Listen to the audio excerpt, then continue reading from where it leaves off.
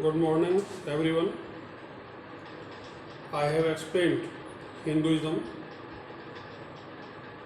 in short in two of my earlier lectures. Now, today I am giving the gist of Neo Hinduism. Some people call it a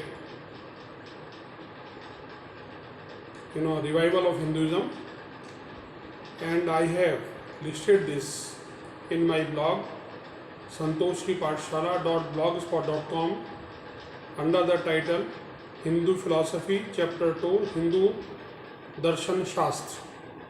It continues to Neo Hinduism and Hinduism, Hindu Dharma, Chapter 3 Eternity, that is Sanatana Dharma. So, let me begin with it. The Hindu community is broadly divided into four parts: Brahman, Kshatriya, Vaishya, and Shudra. Anyone can become a Brahman if he make efforts. He may become a Kshatriya, a Vaishya, or ultimately he is a Shudra, because each one of us is a born animal. When we are born, we are taught how to move, how to stand, how to eat. In the absence of these, a child is like an animal. We have heard of several cases in which the children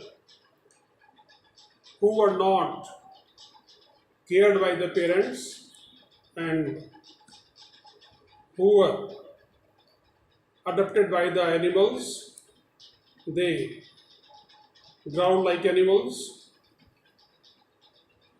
they moved on four legs, and thus it is essential to impart knowledge to the child. Hinduism is a vast reservoir of knowledge. It has Vedas, Quran, history, Vedanta, Ayurveda, astrology, 64 branches of learning, and then each branch is divided, further subdivided into 64 branches. So, some people say that a Hindu is born, a Brahman is born. Okay, that's right. I was born in a Brahman family. My grandfather was a farmer, though he was a landlord, but due to the prevailing conditions, the family was reduced to the status of a farmer. No one ever tried to give us the sanskars, the values, virtues of a Hindu, and still we are Brahmins. My father was a government official.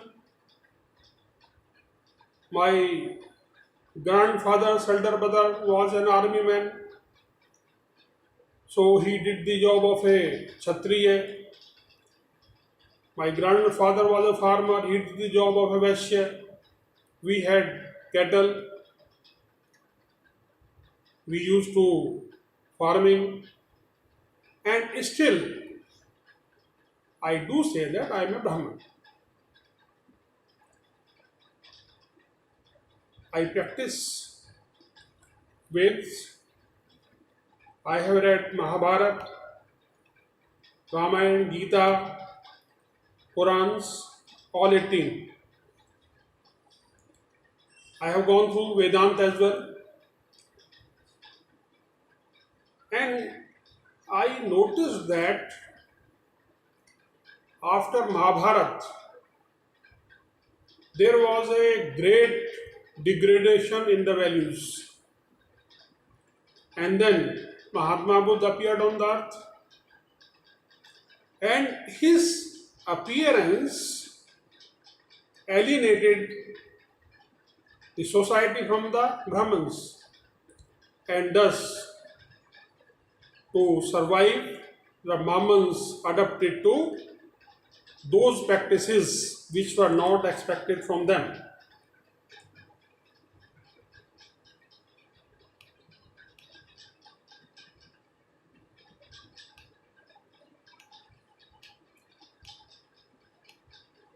As we see,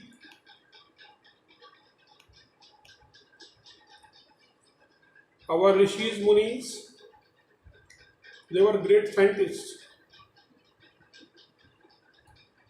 They were very thoughtful people. Their memory was very sharp. The Veds were learned by the child by heart. Learning means understanding, application, appreciation, interest. It's not mere reading and forgetting. If you have learned something, keep it in the memory and make use of it in future. This is Hinduism. Last 300 to 400 years shows that many mat means, people came up with their own thoughts, ideas, and they had several thousand followers. Swami Dayananda is one of them. He was a great personality, and he established Anglo-Vedic schools, DAV schools throughout India.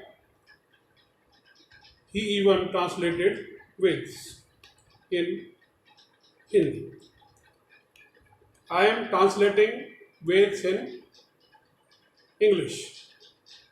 The trouble is, I have got two set of books, which contain translation of Veds in Hindi. But I really find it difficult when the same shlok gives different versions. So one has to apply his own understanding and skill to proceed further with the learning of Veds.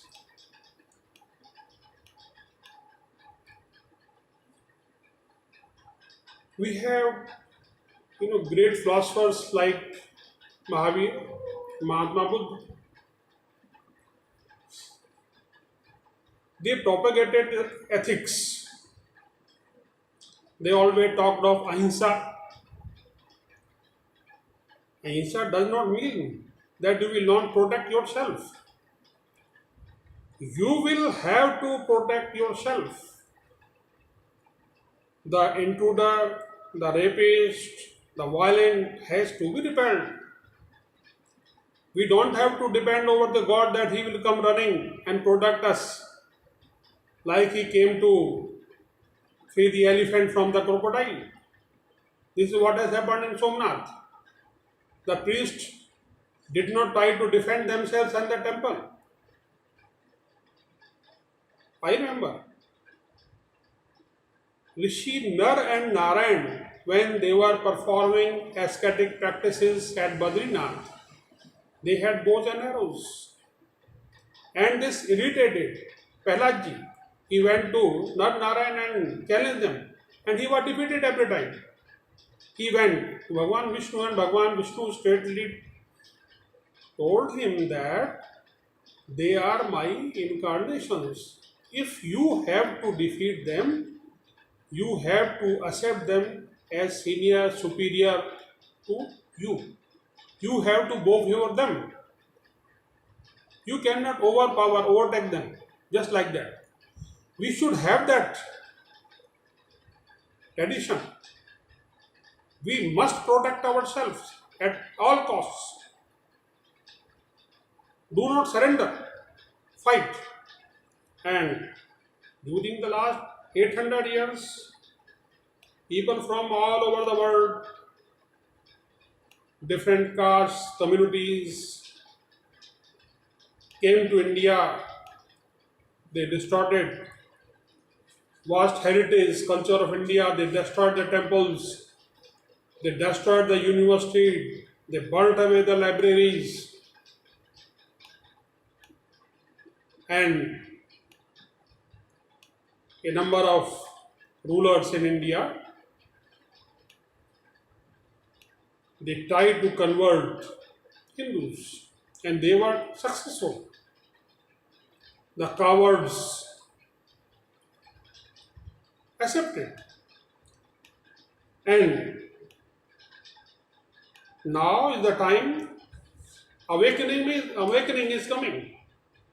Those people who were compelled to accept the traditions of other community are rising. They are realizing their folly. And I think if I have a big house, why should I go to a small quarter or a hut? And if you are living in a hut, you have every right to buy a big house. Why don't you come to the big house instead of living in a hut or in the jungle? So, this is the gist of Neo-Hinduism. All over the world, the learned, the intellectuals, the scientists, they understood what is Hinduism. They are understanding Hinduism. I traveled to Australia, America, and there I found people in thousands and thousands adopting the practices of the Hindus. No one asked them to become a Hindu, and even I won't ask them to become a Hindu.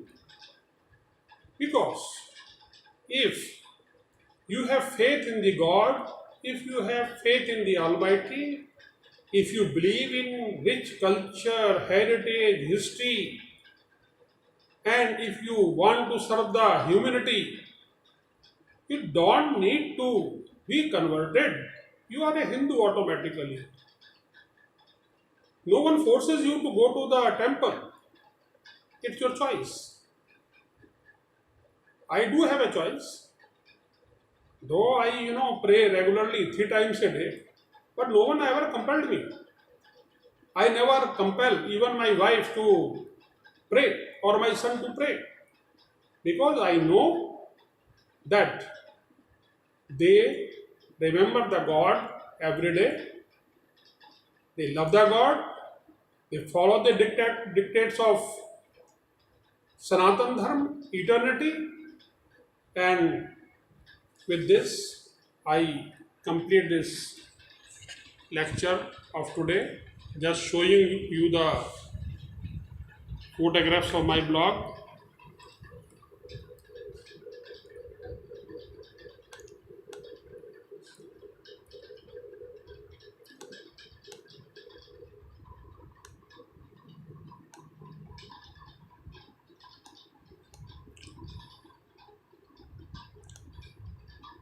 Thank you very much for listening to me. Good day, good luck, and goodbye. Thank you.